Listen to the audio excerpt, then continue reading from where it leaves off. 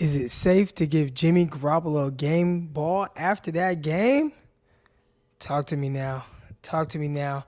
I'm Eric Crocker, of course, one half of the Locked On 49ers crew. We got Brian Peacock joining us shortly. He's doing a hit on the Locked On Network. So as soon as he's done with that, he'll join and we'll get this show officially started. But I wanted to come in here and just rap with y'all for a little bit and see how everybody's feeling about this game. I don't know. You guys start referring to the 49ers as first place 49ers, first place in the NFC West. Let's go. Let's go. Third seed right now. And I see some people in there like, oh, like they're gunning for that second seed. Man, they gunning for number one, man. Gunning for number one. How about Jimmy G? Oh, can't even call him Jimmy G. I have been told by Greg Pinelli we have to call him Big Jim. So I don't feel comfortable calling him Big Jim, but my guy Greg said that's what we got to call Jimmy G. So we're not referring to him as Jimmy G. We are referring to him as Big Jim. After that performance, great job. 4 touchdown passes, 0 interceptions. It might have something to do with the Arizona Cardinals. Is that his third time throwing for 4 touchdowns against the Arizona Cardinals? Did it twice in 2019. Shout out to Jimmy Garoppolo. Now, of course, you have a game like that, and you're going to hear a lot of people say, oh, Jimmy Garoppolo, he's going to be back. I still find it very hard for Jimmy Garoppolo to be back. And I'll tell you this is why. The reason why it's going to be difficult for the 49ers to bring Jimmy Garoppolo back, unless they just do this trade with Trey Lance in the offseason, which we'll see. But, and I don't foresee that happening, but Jimmy Garoppolo is guaranteed to be a free agent. He's guaranteed. They cannot franchise tag him. He has a no trade clause in his contract right now. So he will be a free agent. So with Jimmy Garoppolo being a free agent, I think there's going to be some teams that are going to be very desperate for a quarterback like him. He's doing good, though. I'd say, and I think it's very clear, right? This is the best. This is the best version of Jimmy G that we've seen. And mostly because he's not turning the ball over. The off-scripted plays, that's 2 games in a row now. Did it against the Chargers. I thought he did a really good job rolling left, right, stepping up in the pocket, pushing up, rolling out right, throwing the ball downfield to our guy, Ray McLeod, and then doing it again today with George Kittle. So that's awesome stuff. And we do have my guy. Come on in here now. Got Brian Peacock in here. Oh, wait. There you go. Oh, there we are. What's up, everybody? I think we got to take off my other one. There we go. Okay, there we go. We're good now. Yeah. The chat blowing up, I see. A lot of excited 49ers fans. That was a lot of fun. That was probably one of the most fun games I have seen all year. Seen a lot of Jimmy W's in the chat. Heck yeah. We can't call him Jimmy G. We can't call him Jimmy W. We actually, Greg Pinelli said we have to call him Big Jim. Oh, Big Jim. Yeah, Big Jim. 4-score Jimmy. It seems to be a trend against the Arizona Cardinals with Jimmy Garoppolo, huh? That's third time now? Twice in 2019? Yeah. They haven't a rough go since 2019 there, but big Jimmy W in this one. Big Jim. I like Big Jim. That is a pretty good one. I've seen Pinelli call him that before. Did Pinelli go with the PrizePicks on Jimmy G this week? That was the question. I know, right? Yeah, he's been getting his butt kicked in PrizePicks. So. Cool. Let's should we start the official real podcast here? Let's do it. All right, hold on. We got to set up a few more things here before we get rolling. A little bonus pod action here. Love it. Yeah. Love this. By the way, I came in here. Everybody, they were dialed in right away. People excited, right? I mean, we like that. It's good for business when the 49ers are winning. Absolutely. Should be with a game like that, man. A lot more excitement. We're 4 minutes in. We got over 200 people watching already. So can we reach 500 people tonight? Oh, yeah. No problem. Hey, so I saw Grant Cohn tweet out that at halftime they had the mariachi band playing and they like booed them. What? Yeah, they were booing the band. Did they show like the Cardinals on the screen or something? Is that why? Because the Cardinals were the home team in this game, so they might have been throwing up some Cardinals propaganda or something to get the crowd hyped. Because I heard that everything Cardinals related was getting booed in Estadio Azteca, which is not a huge surprise. I mean, that was really unfair to the Cardinals to play a home game in that environment. That was pretty rough. Well, I mean, we've seen that around the league. I mean, these teams that go to London, somebody's got to be the home team and the away team. Yeah, and but it counts as a home. It counts as one of your home games. Right, but you don't go to a place that's 90% for the opposing team either. Well, when's the last time you've been to Arizona?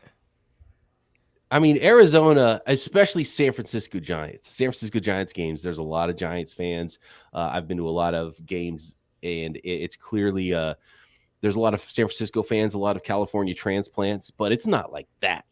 Well, I don't. Okay, so, and I don't want to come off any type of way by this, but I was in Arizona a couple weeks ago. I'll actually be in Phoenix on Friday, and I went to the mall to go buy some stuff, and I'd say it's 98% Mexican. Now, are they coming from Mexico? Maybe not. I mean, I don't know, but it looks like they have like a strong representation in Arizona. So wouldn't that mean that there's maybe some kind of connection there to the Arizona Cardinals?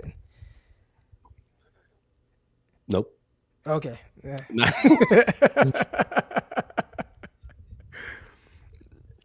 Well, clearly you watched the game, and I mean, it looked like it was all 49ers. So. It's all those Super Bowls. It sounded like it was all 49ers fans. All right, let's get this podcast started for real. Appreciate everybody jumping in the live chat early when it was so low. Crocky, having a good time here post big win 49ers over the Arizona Cardinals. Let's get this podcast started right now. Rapid react style. San Francisco 49ers 38-10 victors in Mexico City on Monday Night Football in prime time. A thorough drubbing of the Arizona Cardinals. The 49ers improving to 6-4 now on the season. This is a first place NFC West team. This is a top 3 seed now in the NFL, and that should only continue. The biggest players, the biggest plays, and of course some game balls for Monday Night Football in week 11 coming at you right now. You are Locked On 49ers, your daily San Francisco 49ers podcast, part of the Locked On Podcast Network, your team every day.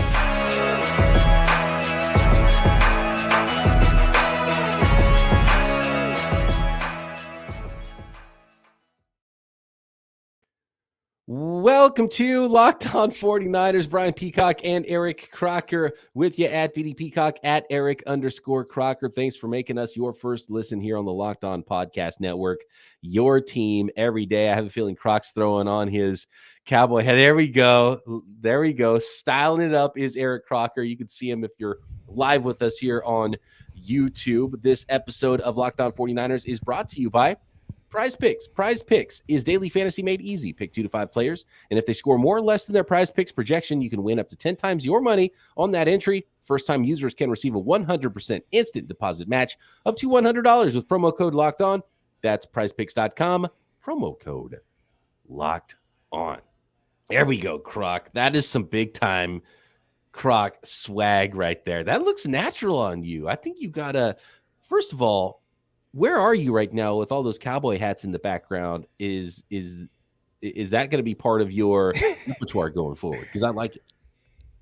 No, I'm at my buddy Malik's house. I'm just staying at his house before I go to the airport in the morning, and he's definitely a black cowboy. So he likes riding bulls. He likes riding horses. He likes doing all the black cowboy type stuff. So he got all these black cowboy hats. I might throw on some of his cowboy boots in a minute. Yellowstone vibes for Crocky right now with the cowboy hat on, feeling a certain type of way after a big 38-10 win for the San Francisco 49ers.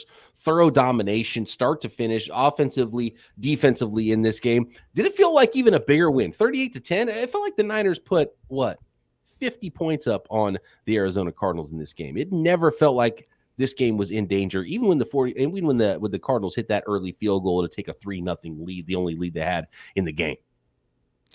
Yeah, watching that first drive, you're like, gosh, they're kind of moving the ball well. And that was one of the things I was worried about, a little bit hearing, watching the Hard Knocks, the end season Hard Knocks with the Arizona Cardinals, and then talk about Colt McCoy, and he knows where to go with the ball. And you saw some of that on the first drive, and I'm like, gosh, here we go. But definitely 49ers got it together, and they hit Colt McCoy early and often, and he had to keep picking himself up. Then all of a sudden, the points started coming, and it just coming in abundance, and Deebo in the end around. I've been waiting for the 49ers to run that play. When's the last time they ran that little end around motion play with Deebo Samuel to that? Like, that's the one they need to do. They're running him between the tackles and doing all that between the guards. Stop running them there and do that little toss play, because I feel like it works 98% of the time. He picks up big time yardage. Yeah, that one and the little tight end leak, right? Get George Kittle going the other way. You get the defense going this way. You get George Kittle sneaking out the other side. Big catch and run from George Kittle on that play. Those are some classic Shanahan, really successful plays that we saw. And if we're giving away game balls, can we just start? Like, we're going to give some game balls later, but can we start with Kyle Shanahan, right? Facilitating all the playmakers. Christian McCaffrey, Deebo Samuel, clearly 2 touchdowns apiece for George Kittle and Brandon Aiyuk in this one, even though they only had 6 combined. They had 6 combined catches for 4 touchdowns, did George Kittle and Brandon Aiyuk. It was so hard. We talked about it as like, you can't get all those guys the ball, all the playmakers the ball at the same time. And Kyle Shanahan was able to do it. No one running back got more than 10 carries in this game, even though they carried the ball 28 times. So I thought that was fantastic. Great way to spread the ball around for Kyle Shanahan. It seemed like everything he called worked to perfection, high efficiency offense. We're going to give some more individual player game balls, I think, out in this game. But I got to start with Kyle Shanahan. Great game plan. Whatever he called just seemed to work, and really spreading the ball around to everybody in this game. When it comes to Kyle Shanahan, we talked about the play calling, and a lot of people have questioned it, but to me, it had been more so of the execution. I think early and often in this game, the execution was on point.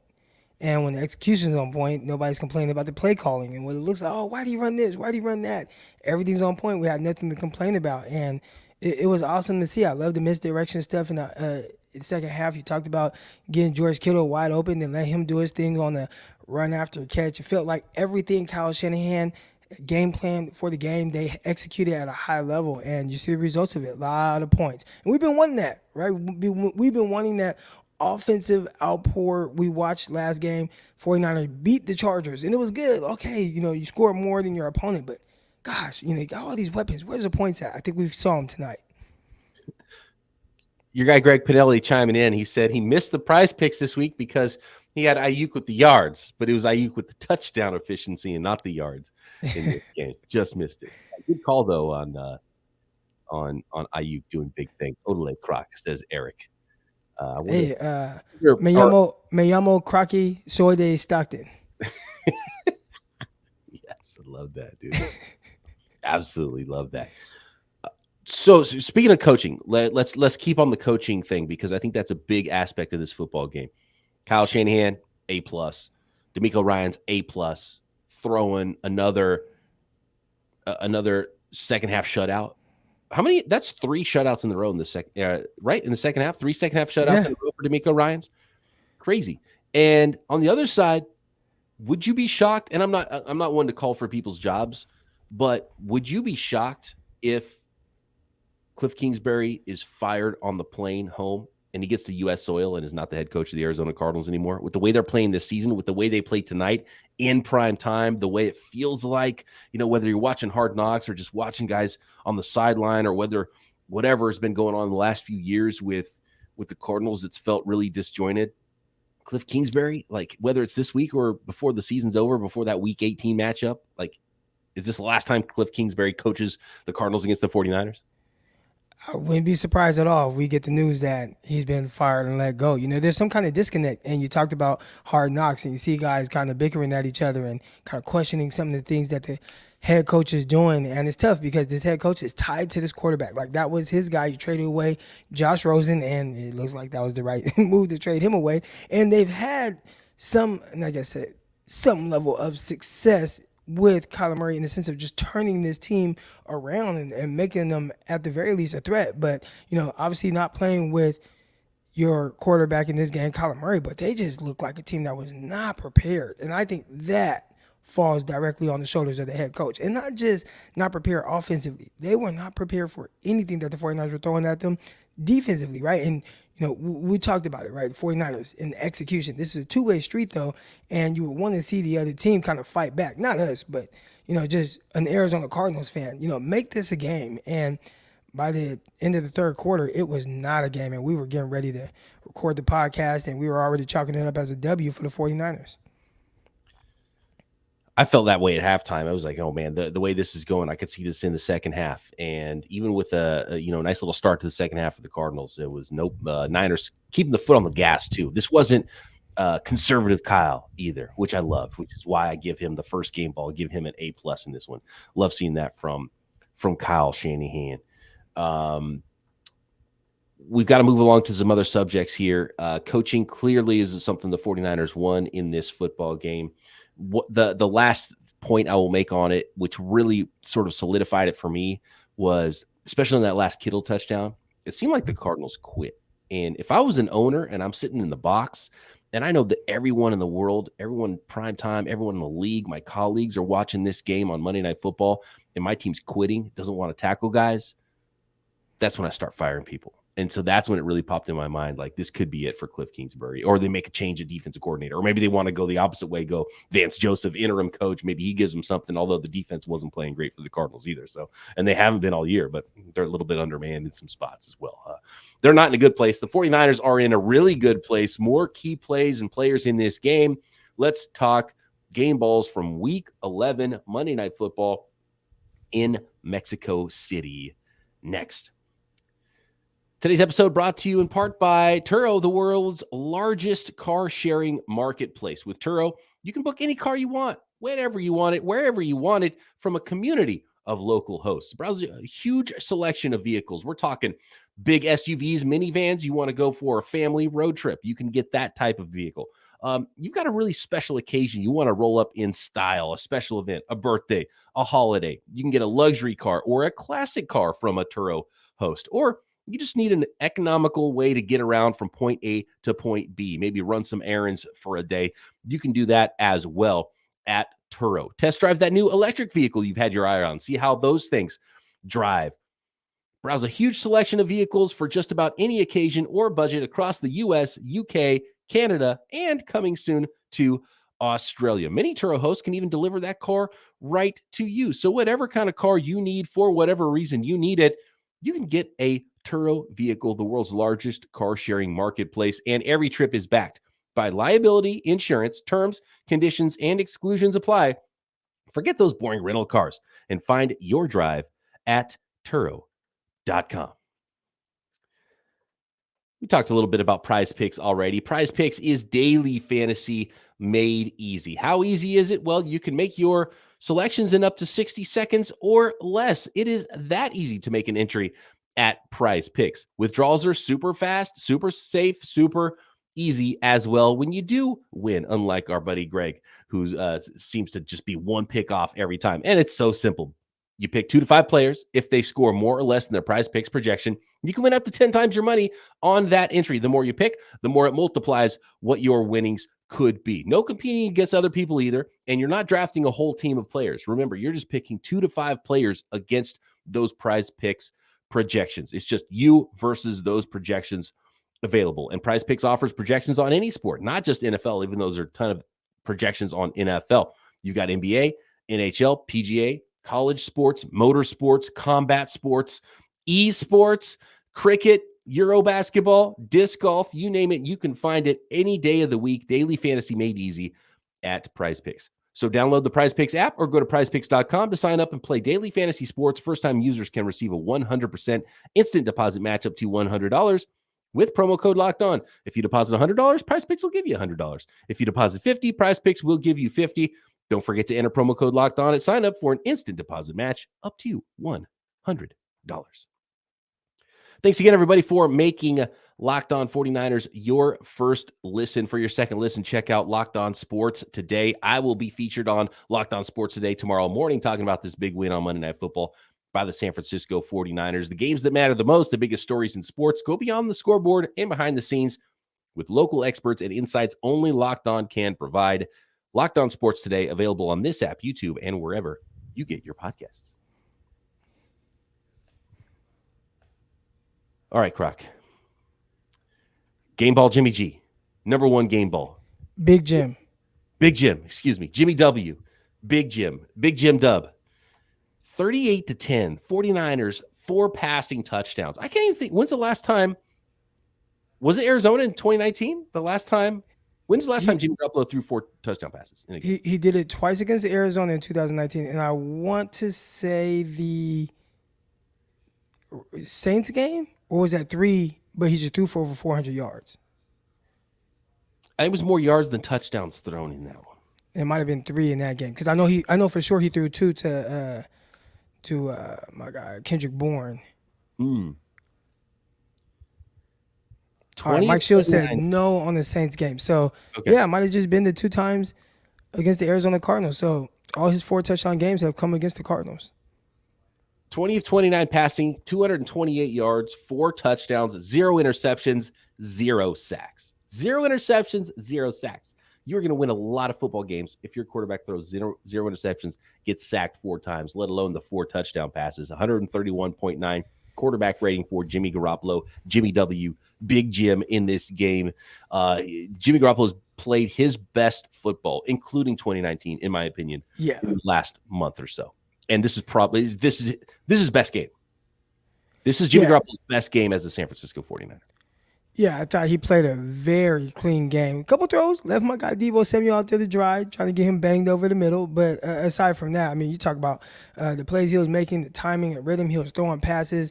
The late in the down, that's what I was most impressed. I know a lot of people want to talk about the off-script play, and that was awesome, seeing it now for 2 weeks in a row. Saw it against the Chargers. Now you see it against the Cardinals, that off-script, big, explosive play. And that was something that you're missing from him. Now you're starting to get it. But I'm even more impressed with him late in downs. Jimmy Garoppolo is a guy who likes to play with timing and rhythm. He wants to drop back, get the ball out of his hands right now, quick, and not wait. The longer in downs he gets, you start seeing the happy feet. You start seeing him kind of moving around, and he's more likely to take a sack. Not only did he not take a sack, he's throwing strikes on third downs.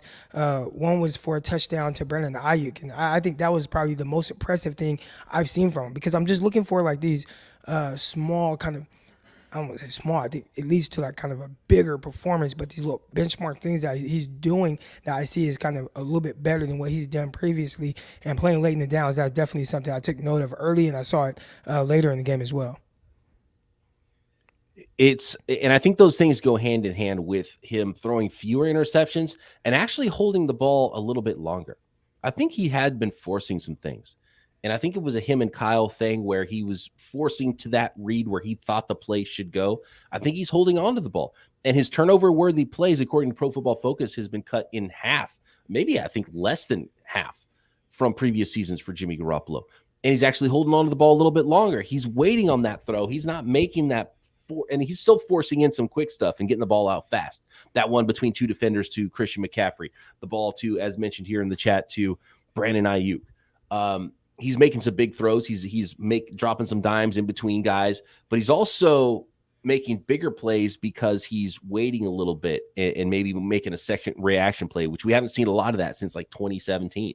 So I think those things really go hand in hand with Jimmy Garoppolo and probably why he's playing his best football right now. And obviously much healthier than he was last year. Hopefully he stays that way down the stretch with the thumb and the shoulder. And right now the ball's coming out clean. The ball's coming out as hot as it has for Jimmy G. So I love everything about how Jimmy Garoppolo is playing right now. And he's got as many healthy playmakers as he's ever had as quarterback of the San Francisco 49ers. All right, we've been wanting them to use those guys, and I like the way they spread the ball out today. Would have liked for my guy Aiyuk to get a few more catches for me and my prize picks higher on his reception total. You had it on there. Dude, it's all about touchdowns, dude. He's like the new Michael Irvin. All he does is catch touchdowns. He's like the Jerome Bettis at the end of his career where he just kept having like a whole bunch of 1-yard touchdowns. Yeah, exactly. It's crazy. But it's funny because you see, Jimmy Garoppolo threw 4 touchdowns. He only completed 20 passes for 228 yards too. You know, this wasn't like a 400-yard passing game. And he only what's crazy is he only completed passes to 4 different guys. Yeah. 2 to Aiyuk, both touchdowns. 4 to Kittle, 2 of those were touchdowns. 7 to McCaffrey, 7 to Deebo, and that's it. Yeah. A couple of targets to Ray, or 1 target to Ray, 2 targets to Juwan Jennings. What do you think about the non-call on the pass interference on the first drive to Juwan Jennings? I thought initially it looked like he kind of got pushed in the back, but after watching it, a couple times in slow motion, I don't think the hands on the back did it. I think the feet got tangled up. So that's one of those where I feel like if it was the 49ers, it probably would have went a different way. But I could see either way, whether they called it or didn't call it, I would have understood the call. And watching it on replay, I understood why they did not throw the flag. I know a lot of people wanted that flag, though. Yeah, I'm with you. Especially like live, it was like, oh, there has to be a flag. Why are they not throwing it? You saw how their feet got tangled up. And also, like, Jennings is not the fastest receiver either. So Wilson, once he was beat, just ran right up his back in catch-up. Well, Wilson, do you remember his numbers coming out? Like his pro day? Yeah, because he was from Florida, right? And he had some crazy off-field stuff, which is part of the reason why he fell. No, I think it was on-field. He threw the shoe. Yeah. threw the cleat. Yeah. Against LSU. But he put up crazy numbers. He ran like 4 threes or something, didn't he? Yeah, 4.3. His vertical jump.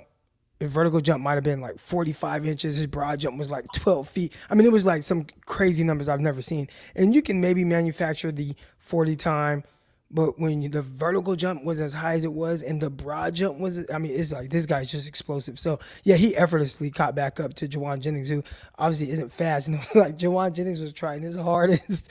That little extra move he gave in the route, too, is like, oh, dude. So that's a half step, right? So essentially what a half step is as you take off, when you take, quote unquote, a half step, the corner usually reacts to it. And by the time the corner reacts to it, you're going again. So you see guys like Devontae Adams. He has a terrific half step, and it works extremely well. Fortunately for Juwan Jennings, he wasn't able to really explode out of that. And I think that's what caused the lack of separation. Now, just think, if he was a step faster, maybe he doesn't get tripped up and the ball hits him in the hands. And there was another one in the end zone that kind of went through Juwan Jennings' hands a step faster, right? And a lot of people say, 40 time doesn't matter. But I think when you run a 4.7, it starts to get a little bit harder. You got to be a little bit more perfect. It reminds me of throwing to my son, right? Like when I'm throwing to like these kids, they're not fast and they can't really change pace. It's like once the ball's in the air, it just is what it is. And they don't know how to run underneath the ball. And that's kind of what it looks like with Juwan Jennings. You have to be a little bit more perfect on your throws downfield to him.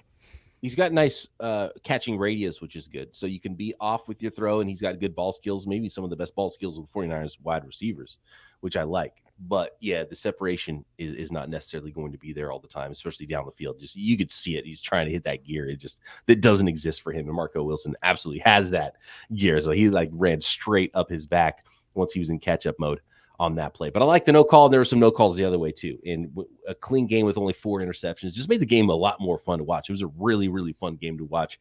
And it's always more fun when the 49ers are putting 38 points up and the Cardinals are only putting up 10. All right, more game balls. We'll finish up this episode of Locked On 49ers next.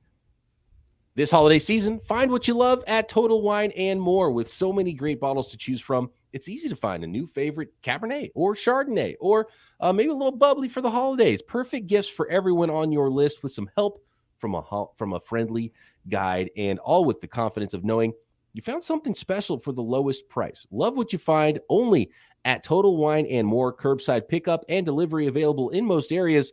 Visit TotalWine.com to learn more. Drink responsibly. Be 21.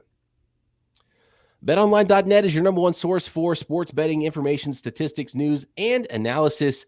This season, the 49ers blew away the 8-point line that they were favored in this game in Mexico City. And wow, this was an extra freebie home game like they've had a couple this season. Well, 10 home games for the 49ers when you consider Los Angeles and now Mexico City that were away games on the schedule.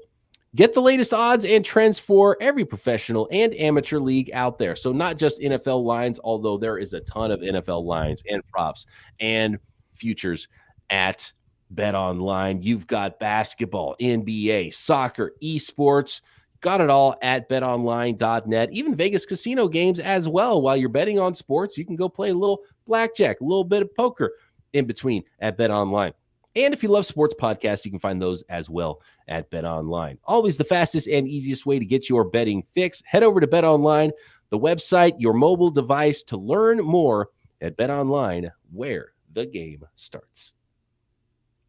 All right, we've got Kyle Shanahan, we got Jimmy G, we got second half D'Amico that's just throwing shutouts left and right. There's a lot of other guys that I think deserve some game balls in this one. Can't give game balls to necessarily everybody, but who's at the top of your list for game balls in this one, Croc? I'd have to say the offensive line. You talked about Jimmy Garoppolo not getting sacked. They kept him clean.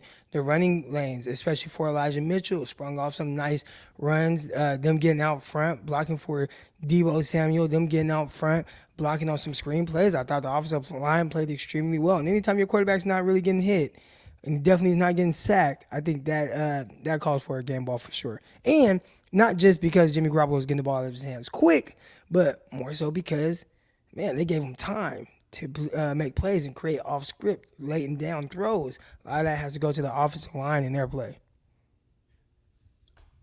Lawan says no man should brag about how good another man looks. I disagree. He must not have the YouTube video of how good Croc looks right now, first of all. And as Shaq Max says, game ball to Croc's look rocking it. I agree. Jimmy G looked amazing. He looked amazing pre-game in the suit. He looked good on the field. So many 49ers look good out there, bringing the swag just like Croc is post-game right now. So, Lawan, totally disagree with your take there. Good call with the offensive line, too, Croc, because I wasn't even thinking that because all the points the 49ers put up on the board, all the playmakers. But, yeah, 0 sacks. Anytime you get 0 sacks, you got to throw something the offensive line's way, and the offensive line doesn't get to, put up their own statistics. So that is the one statistic they get. And the other statistics they get is, how about this? 5.7 yards per carry as well for the 49ers ground game. Elijah Mitchell, 9 for 59, 6.6 yards per carry. Christian McCaffrey, 7 for 39, 5.6 yards per carry. Deebo's averaging 12 yards per carry because he had 3 rushes for 37. He had the big one that went for 39 yards and the touchdown. Jordan Mason got in there at the end of the game with Ty Davis-Price. By the way, a healthy scratch, right, for TDP. So Jordan Mason was the third running back in this game. Got a little garbage time with Brock Purdy, who actually carried the ball pick at the end. It's Jordan Mason, 4 rushes for 14 yards, 1 for 4 yards for Kyle Juszczyk. And, of course, I mean, how perfect is Jimmy Garoppolo with his QB sneaks? One rush for 3 yards there as well. So not only a perfect record of protecting your quarterback, 0 sacks for 0 yards on the night for the offensive line. How about 5.7 yards per carry? So I think the big man enjoying some margaritas tonight. That's including 3 carries from Brock Purdy, likely a couple at the end where he's taking a knee. Yeah, the one where he turned the wrong way, and I don't know if it was on him or on Mason, but they were like, okay, I guess I got to carry the ball right now. Yeah. But the kneels at the end, too. I mean, that's going to take away from your yards per carry average. So I'm going to go George Kittle. We called him out pregame. He has to have a big game. You got to feed George Kittle. 6 targets, 4 catches. I mean, we're talking about 10 targets for him, but look, if 2 of those 4 targets go for, or 2 of those 6 targets go for touchdowns, now we're starting to talk, making big plays after the catch. George Kittle, when you see the usage of everybody else getting the ball, I just felt really good about the usage. Everybody touching the ball, everybody contributing. When you're scoring that many touchdowns too, you get a couple from Kittle, you get a couple from Aiyuk, you get one from Deebo as well. I think all that stuff is really important. I think morale is really high with the 49ers putting up all these points and seeing everybody get used. But Kittle was a little bit upset by his usage during the week, as he should be, and he should get even more targets than 6. But I loved the usage here. Some big plays, 2 touchdowns for George Kittle, game ball George Kittle, heart and soul player.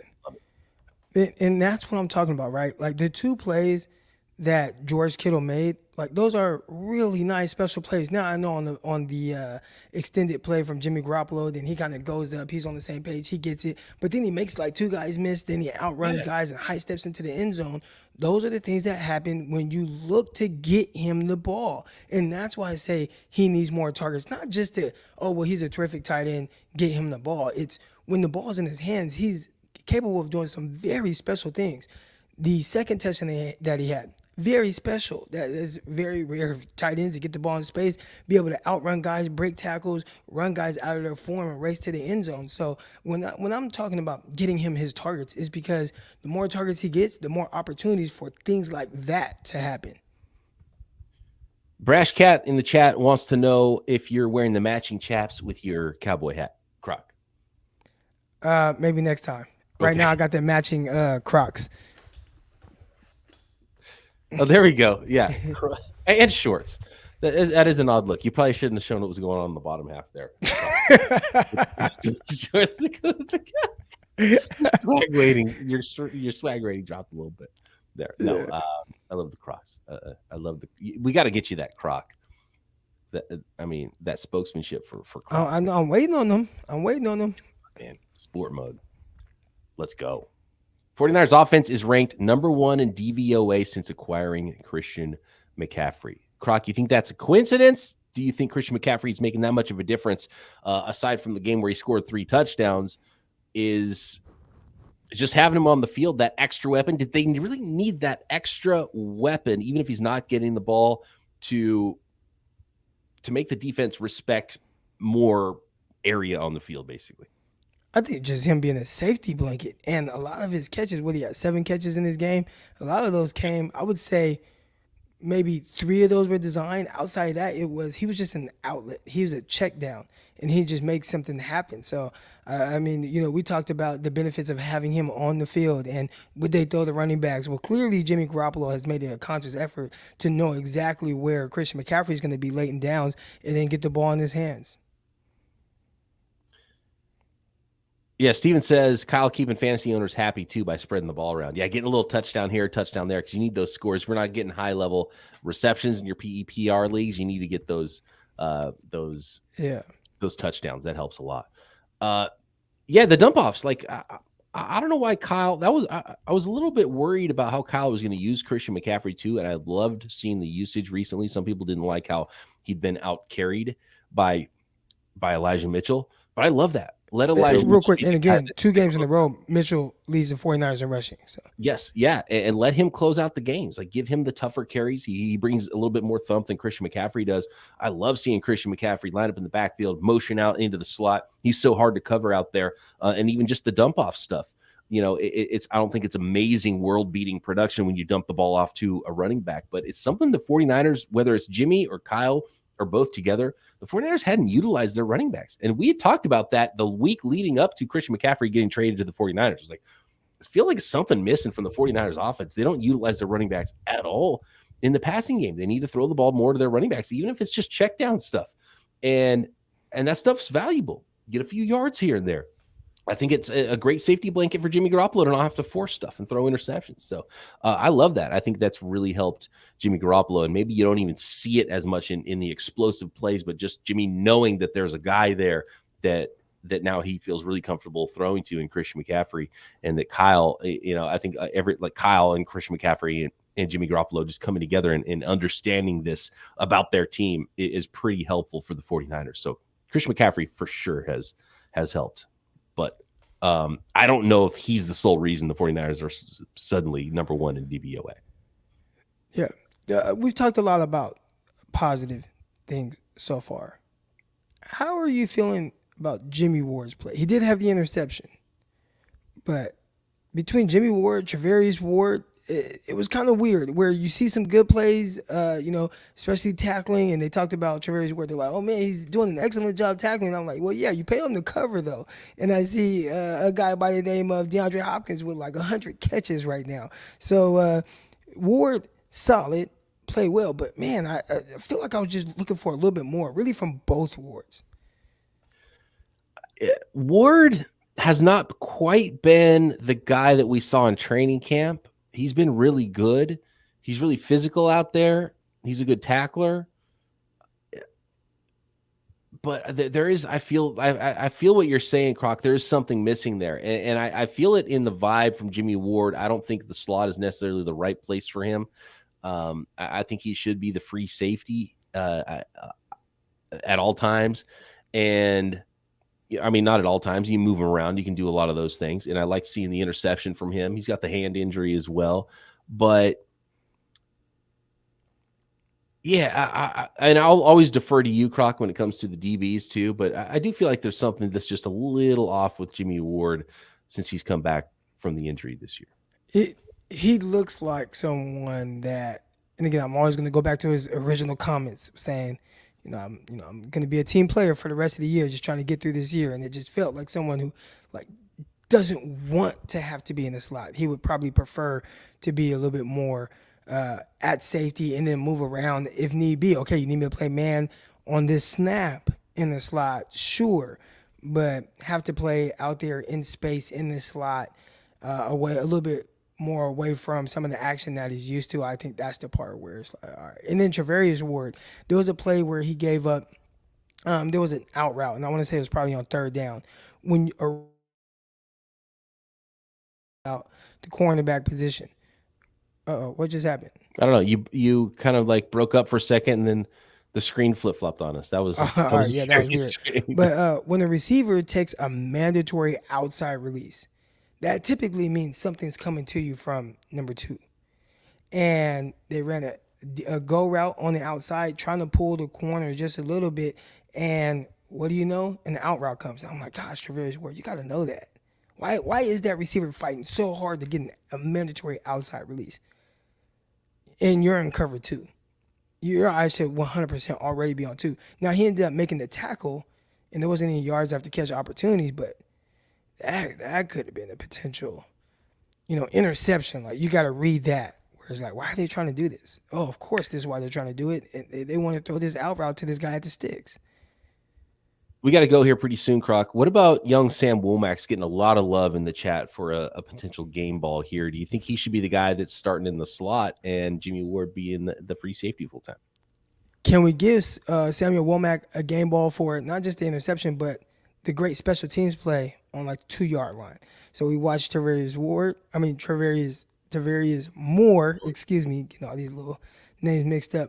Moore, he kind of like caught the ball, then like kind of drifted, stepped in the end zone. Yeah, well, that was the turf, I think, gave way. He tried to stop, and you can see the mark where the turf gave way, and his toe just barely made it in. I don't even put that as much on Moore, although maybe he could have come into it a little bit more under control or tipped it back sooner. Yeah. No, just knock it back in play. And we watch Womack, what he do? Bloop, knocked it back in play. So that was a great play, even more so than the interception. But he's a guy that's just always around the ball. We identified that early in training camp, or in preseason, excuse me.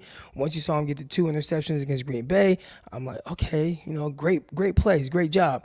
Then he goes into the next game. What does he do? He knocks the ball away, gets intercepted. Then in the last preseason game, he recovers a fumble. And I'm like, dude, this is just somebody that is going to always be around the ball and make plays. And then he plays in the Bronco game, forces a fumble in that game, and then now you see him with the interception, albeit the ball was thrown right to him. But playmakers make play, and they're just always going to be in the right position. And it was cool to see him get that interception. Would be nice to see him get a few more reps defensively, and I can't wait to dive into this film and actually see exactly how he did, because he did get a decent amount of snaps on defense on the outside.